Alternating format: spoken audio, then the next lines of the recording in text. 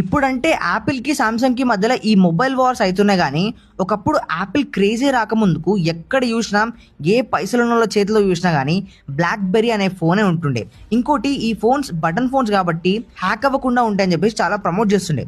But 2007లో మొత్తం game change చేసేలా Apple company iPhone launch చేసింది.